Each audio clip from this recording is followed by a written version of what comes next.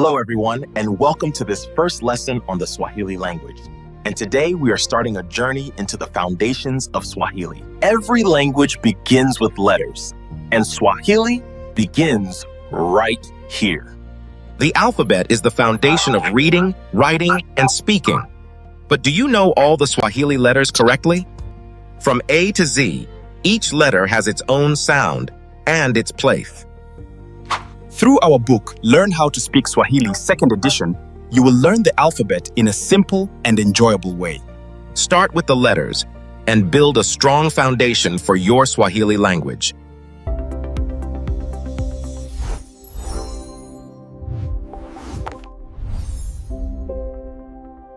Hey everyone, and welcome to this explainer. I am absolutely thrilled to have you here today. If you've ever wanted to unlock a beautifully structured and honestly just a really rhythmic language, well, you are in the exact right place. Today, we're setting our academic foundation by exploring Swahili Fundamentals, Chapter 1. This is derived directly from the highly effective curriculum by Mabonge Tabaole featured on the Elimika app. We're going to approach this with the focus of a true student, but I promise you, by the end of this session, you're going to feel incredibly encouraged by just how logical and accessible this language really is. Here's our roadmap for today's explainer.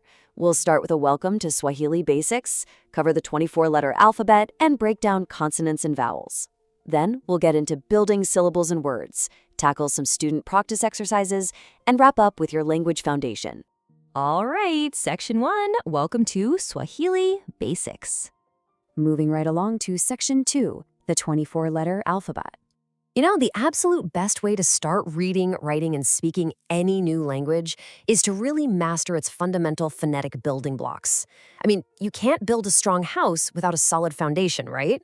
And in Swahili, that foundation is remarkably consistent. Now, what's actually really interesting is that number right there, 24. The Swahili alphabet uses 24 basic letters. If you're used to the standard English alphabet, you might be scratching your head wondering what's missing. Well, Swahili entirely omits the letters Q and X. For language learners, this is actually a massive gift. It means you're dealing with beautifully clear, consistent sounds without some of those complex, irregular phonetic exceptions you stumble over in other languages. What you see is literally what you get. Okay, let's look at our first batch of these letters A through H, straight from the Elimika app curriculum. I'm going to say the letter, the example word, and its meaning, and I really want you to mentally repeat these sounds with me. Ready? A, as in baba, meaning father. B, as in buku, a booklet. C, as in cheka, meaning laugh. And just a quick note here, the text specifies C is used before an H. D, as in dada, sister. E, as in embe, mango. F, as in familia, family. G as in gari, car, and H as in haraka, which means speed. Listen to how crisp those sounds are. Baba, cheka, gari. They are sharp, they are distinct, and they just make sense. Let's keep that momentum going and look at I through P. I as in amani, meaning faith. J as in jicho, eye. K as in kaka, brother. L as in lala, to sleep. M as in mama, mother. N as in neno, word. O as in oga, to bathe, and P as in papa, shark. Take a second to look at the consistent phonetics in those foundational family words. We've got mama for mother, baba on our last list for father, and kaka for brother. The vowels and consonants just alternate so perfectly. Finally, let's wrap up the alphabet with R through Z. These are the last of the raw linguistic materials we need. R as in rafiki, friend. S as in shule, school. T as in tena, again. U as in usiku, night. V as in viazi, potatoes. W as in watu, people. Y as in yeye, he or she. And Z as in zawadi, a gift. This brilliantly illustrates the elegance of Swahili vocabulary. I mean, words like rafiki and zawadi, they just roll off the tongue, entirely because of the rules we're about to learn next. Which brings us to Section 3, Consonants and Vowels. So now that we have all 24 letters, we need to understand the mechanical difference in how these letters are actually spoken by the human mouth. The curriculum breaks this down physically, which is just a fantastic way to learn. Consonants, like B, C, D, F, G, H, and so on, they function by blocking airflow when you speak them. Try saying a B or a K out loud right now. You can actually feel your lips or your throat momentarily stopping the air, right? Vowels, on the other hand, A, E, I, O, U, they allow smooth, continuous airflow.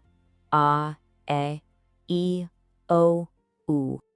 This built-in tension between blocked air and smooth air is the actual engine that drives Swahili pronunciation. Section 4. Building syllables and words. Okay, we are making a really exciting shift here. We're moving from looking at individual, isolated letters to actually combining them. Think of it like chemical bonds snapping together to form a brand new compound. So, the absolutely crucial point here is understanding what a syllable is in this context. The text clearly defines a syllable as the basic sound unit of the language. In Swahili, a syllable usually combines a consonant and a vowel structure to form words. They're the architectural framework. Once you start seeing the pattern of these basic sound units, reading Swahili becomes incredibly intuitive. Let's see exactly how this builds, step by step, using short syllables straight from Chapter 1. Step 1 is consonant plus vowel, or C plus V. B plus A gives us the sound ba. Put two of those together, and boom, you have baba, meaning father. Step 2 is vowel plus consonant, V plus C. A plus N gives us N, as found in Anna, meaning he or she has. Step 3 is consonant plus vowel plus consonant. For example, combining sounds to start building words like dada, meaning sister. You can see how these consonant and vowel combinations literally build the core family words from the ground up. Now, let's look at slightly longer syllables using those exact same alternating rules. Step 1 here is C plus V plus C plus V. K plus A plus K plus A. Ka, meaning brother. Step 2 expands this to C plus V plus C plus V plus C. R-A-F-I-K-I. Rafiki, meaning friend. Notice how the pattern just repeats? Blocked air, smooth air, blocked air, smooth air. Consonant, vowel, consonant, vowel. It creates this underlying rhythm that makes the language so highly readable. And now for my favorite part, Section 5, Student Practice Exercises. All right, it is time to bring some serious energy into the room because we are moving into the interactive lab portion of our explainer. We're going to test our new phonetic skills right now. Here are the first 2 practice prompts directly from Mabonge Tabaole's text. I invite you to actively recall what we've just covered. Prompt 1, write 10 simple Swahili words using vowels and consonants. Prompt 2, break these words into syllables: salamu, kinga, furaha, wembe, kunguru. Think about how you would physically separate those sounds based on the consonant-vowel rules we literally just discussed. Let's reveal the answers provided by the curriculum. For column 1, our 10 simple words are mama, baba, dara, kaka, jino, jicho, gari, mbwa, pua, and moto. For column 2, the text provides these fantastic breakdown examples to show the repeating rhythmic patterns of syllables. Listen to the beats here. Kitabu, book. Rafiki, friend. Mwalimu, teacher. Chakula, food. Every little dash there represents a natural rhythmic pause in the sound unit. Moving on to prompt number 3, we are presented with a translation challenge. Exactly as written in the text, translate this sentence into Swahili. I am not a soldier, but I'm a teacher. Now, keeping our interactive classroom vibe going, how do we think these foundational letters come together to form complex ideas? Let's check out the example the source material provides us next.